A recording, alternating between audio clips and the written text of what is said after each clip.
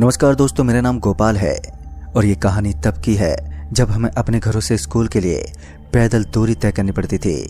और ये दूरी कोई नॉर्मल दूरी नहीं थी, लेकिन इसी बीच साइकिल का आविष्कार हुआ और काफ़ी घर ऐसे थे जहां बच्चों के पास धीरे धीरे साइकिल होने लगी। इसी बीच मैंने अपने पापा से साइकिल की डिमांड की तो उन्होंने मुझे मना नहीं किया, क्योंकि मुझे भी अपने स्कूल जाने के लिए करीब 4 किलोमीटर का रास्ता काटना पड़ता था। पापा मुझ पर दया करके साइकिल लाने को तैयार थे और कुछ ही दिनों में साइकिल भी घर आ गई। अब नई नवेली साइकिल थी तो चलाने का भी बहुत शौक था। कुछ भी हो जाए मगर मैं कभी भी स्कूल डिस्टर्ब नहीं करता था। रोज रोज स्कूल जाना ये सब मेरी साइकिल का इफेक्ट था। लेकिन एक दिन जिसने मेरी जिंदगी बदल दी, या फिर ऐसा कहें कि कुछ ऐसी चीजों को दिखाया जिसके बारे में मैंने कभी सोचा तक नहीं था, वो रविवार की शाम थी जब सुबह उठते ही मुझे तैयार होकर स्कूल के लिए निकलना था। मैं अपना पूरा बैग पैक करने के बाद रात को जल्दी ही सो गया था कि सुबह जल्दी उठकर हम स्कूल के लिए रवाना हो जाएं। इसी बीच मेरी मम्मी ने बताया कि मुझे सुबह बबीता आंटी के घर पर भी जाना है, जो स्कूल से थोड़ा आगे है। और अब मैं मना भी कैसे कर सकता था भला। मेरे पास मेरी साइकिल जो थी।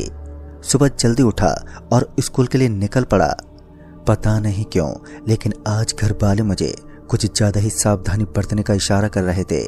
उनका मानना था कि आज वो रात है जो करीब 17 साल बाद संजोग से आई है।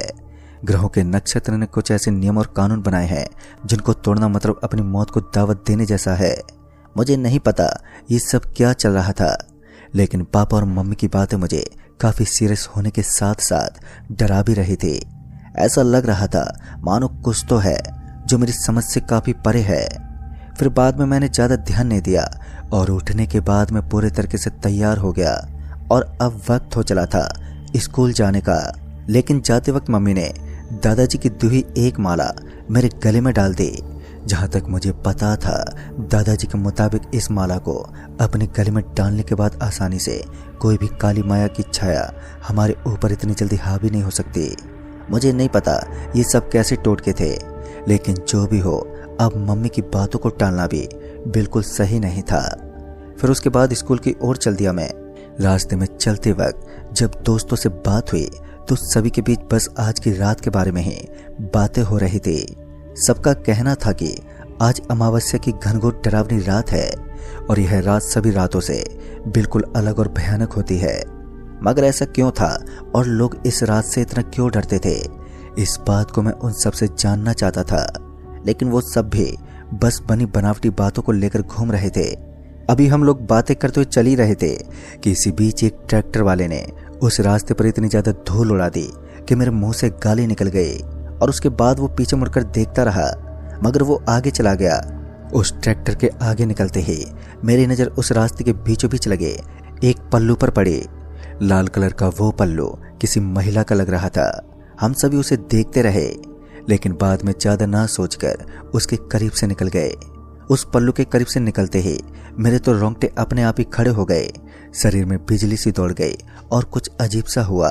लेकिन फिर भी मैंने इन सब बातों को नजरअंदाज कर दिया और एक लंबी सांस खींचते हुए अपने आप को शांत करने लगा। हम सभी दोस्त स्कूल में पहुंचे और जब हम स्कूल में पहुंचे तो बाकी दिनों के मुकाबले हम कुछ ज्यादा ही जल्द ही पहुंच गए थे। दरवाजे के पास खड़े होकर हमारे मदन सर बात कर रहे थे और जब उनकी बात मेरे कान में पड़ी तो मैंने सुना कि आज अमावस्या की रात है और काली शक्तियां आज अपनी चरम सीमा पर होंगी।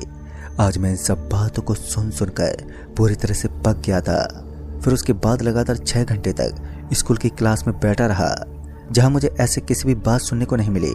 जब स्कूल की आधी छुट्टी हुई तब मैं खाना खाकर फिर से स्कूल से निकला तो पता नहीं क्यों, लेकिन आज स्कूल वाले गांव में कुछ ज्यादा ही सन्नाटा पसरा हुआ था। अब सब कुछ एकदम खामोश था, मानो लोगों को सांप सूंघ गया है। बस गिने चुने लोग ही वहां पर नजर आ रहे थे और अब ऐसा भी नहीं था कि धूप हो, क्योंकि इन दिनों तो ठंड का माहौल था। लेकिन इन चीजों की मुझे कोई परवाह नहीं थी। मैं स्कूल के बाहर अपने दोस्तों के साथ एक राउंड काटने के बाद वापस से क्लास में आकर बैठ गया और उसके बाद जब छुट्टी पूरी तरीके से हुई तो मैं अपने दोस्तों के साथ साइकिल लेकर वहां से निकल गया। हमारे स्कूल का नाम सरस्वती स्कूल था और उसके पीछे बबीता आंटी का घर भी था, तो मुझे वहां भी जाना था। पर मुझे क्या पता था कि मेरे सारे दोस्त मुझे छोड़कर चले जाएंगे और फिर मैं अकेला ही रह जाऊंगा। सारे के सारे दोस्त वहां से निकल गए और जब तक मैं बबीता आंटी के घर से कुछ सामान लेकर आया तो शाम के तकरीबन 5:30 बज चुके थे और ठंड के इस माहौल में धीरे धीरे पूर्व दिशा की तरफ से अंधेरा छाने लगा था। मगर मैं बिंदास होकर अपनी साइकिल लेकर निकल गया। मैं अपने मजे में अभी अपनी साइकिल चला ही रहा था कि मुझे ऐसा लगने लगा कि साइकिल अब थोड़ी मुश्किल से चल रही है। ऐसा लग रहा है मानो आगे वाला टायर दबा हुआ हो। जब मैंने आगे की तरफ झुकते हुए देखा तो मैंने पाया कि सच में आगे वाला टायर पंचर हो गया था, यानी कि एक और नई मुसीबत अब मेरे गले आन पड़ी थी। फिर मैं अपनी साइकिल से उतरा और मैं उसे पैदल पैदल आगे लेकर जाने लगा। इसी बीच मुझे एक ट्रैक्टर वाला दिखाई दिया। मैंने उसके सामने अपना हाथ दिखाया तो उसने अपने ट्रैक्टर को रोका नहीं और मेरे करीब आते ही उसने अपने ट्रैक्टर की स्पीड बढ़ा दी। मुझे तो समझ ही नहीं आ रहा था कि आज मेरे साथ हो क्या रहा है। फिर मुझे लगा कि इस रास्ते पर लिफ्ट देने वाला कोई है ही नहीं।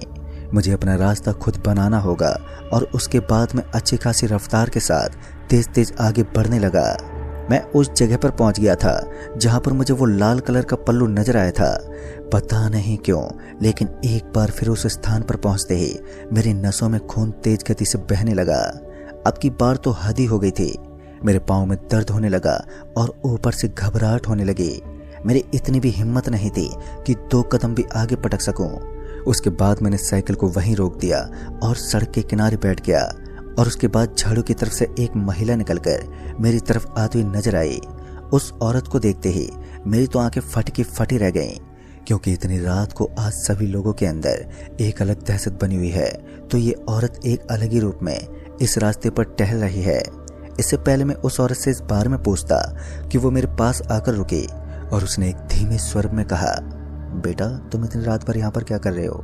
तो मैंने उसे बताया कि मेरी साइकिल का टायर अचानक ही पंचर हो गया है।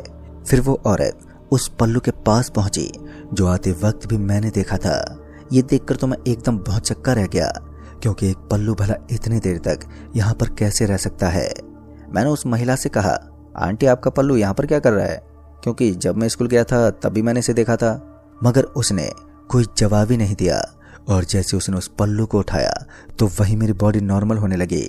मुझे नहीं पता ये सब क्या हो रहा था, लेकिन इतना एहसास हो चुका था कि इस लाल पल्लू के पीछे कुछ तो रहस्य छुपा है, मगर मैं पहचान नहीं पा रहा था कि यहाँ पर हो क्या रहा है। फिर उस महिला ने कहा, तुम्हारा इतना रात भर यहाँ पर रुकना सही नहीं है, इससे अच्छा होगा कि तुम आज रात मेरे रूम पर रुक जाओ। उस महिला ने मुझे अपने पीछे पीछे आने का इशारा किया और उसका इशारा पाते ही मैं तुरंत ही उसके पीछे पीछे चल पड़ा। वैसे तो चारों ओर बड़ा जोरदार सन्नाटा था, पता नहीं क्यों, लेकिन आज पहली बार मैंने किसी पर इतनी जल्दी विश्वास कर लिया था। और अब धीरे धीरे अंधेरा अपनी चरम सीमा के साथ छाने लगा। सब कुछ एकदम वीरान हो चुका था और फिर वो महिला मुझे एक उजड़े रास्ते से लेकर पता नहीं कहां पर लेकर पहुंची। मगर उस स्थान पर बहुत लंबे लंबे तंबू बने हुए थे और वहां पर बहुत ही लंबे लंबे पेड़ थे। उन पेड़ को देखकर ऐसा लग रहा था मानो मैं किसी जंगल के अंदर घुस गया हूँ। चारों तरफ सन्नाटा, खुद मेरे कदमों की आहट ऐसे गूंज रही थी जैसे वहां कोई मौजूद ही ना हो। उस जोरदार सन्नाटे को चीरने की कोशिश तो जारी थी, लेकिन सब नाकाम रहा। लगातार मेरे कदमों की आहट तो आ रही थी, लेकिन मेरे साथ चल रही उस महिला के कदमों की आवाज मुझे भी सुनाई नहीं दी। अभी मैं वहां से थोड़ी दूर और आगे तक चला ही था कि मुझे याद आया कि मैं इस महिला के पीछे क्या कर रहा हूँ। मुझे तो इस वक्त अपने घर पर होना चाहिए, ना कि इसके पीछे पीछे जाना चाहिए। मुश्किल से याद आने पर मेरे दिमाग घूमने लगा और उसके बाद मैं अपना चेहरा पीछे घुमाकर वहां से फिर से भागने लगा। इस बार मैं थमा नहीं और एक तेज रफ्तार के साथ एकदम से भाग खड़ा हुआ। अब तक मैं उन जगह को काटता हुआ आगे बढ़ रहा था जो कुछ समय तक पहले मैं उन्हें जानता तक नहीं था। मैं भागने की पूरी कोशिश कर रहा था, लेकिन मैं भाग ही नहीं पा रहा था। पता नहीं क्यों, लेकिन मेरा शरीर अंदर से टूटने लगा। मैं पूरी हिम्मत जुटाकर भी दौड़ ही नहीं पा रहा था। पता नहीं कैसे, लेकिन मेरे शरीर में एक अजीब सी घबराहट हो रही थी। अभी मैं थोड़ा और आगे गया ही था कि वो लाल कलर का पल्लू एक बार फिर मेरे इधर से उधर मंडराने लगा और जैसे मैंने उस पल्लू को देखा तो मैं भी पूरा थरथराने लगा। तभी एक अजीब सी आवाज अचानक मेरे कान में गूंजने लगी। एक अजीब सी आवाज थी वो, लेकिन उसके बाद जो मैंने देखा उसे देखकर तो मुझे ये लगा कि ये मेरा आखिरी दिन है, क्योंकि जो महिला मुझे कुछ देर पहले नजर आ रही थी अब उसका पूरा का पूरा शरीर बिना वस्त्र के नजर आ रहा था, जिसके शरीर पर कीड़े मकोड़े इधर से उधर भाग रहे थे। उसका शरीर अंदर से गला हुआ था और एक अजीब सी गंध के साथ वो मेरे सामने आकर खड़ी हो गई। इसका मतलब साफ था, अब वो मेरी मौत चाहती थी और मैं ठहरा एक मासूम सा बच्चा। लेकिन इतने में ही मेरे गले में मौजूद वो माला अब चमकने लगी और उसकी रोशनी इतनी तेज थी कि मेरा गला भी आग के मारे अब तपने लगा। फिर वो औरत कमजोर पड़ने लगी और उस औरत के चेहरे पर अब एक मायूसी छा गई, लेकिन उसका वो विकराल रूप अभी भी समाप्त होने का नाम ही नहीं ले रहा था। और मौका पाते ही मैं फिर से वहां से भागने लगा और तब तक नहीं रुका जब तक मैं अपने घर तक नहीं पहुंच गया।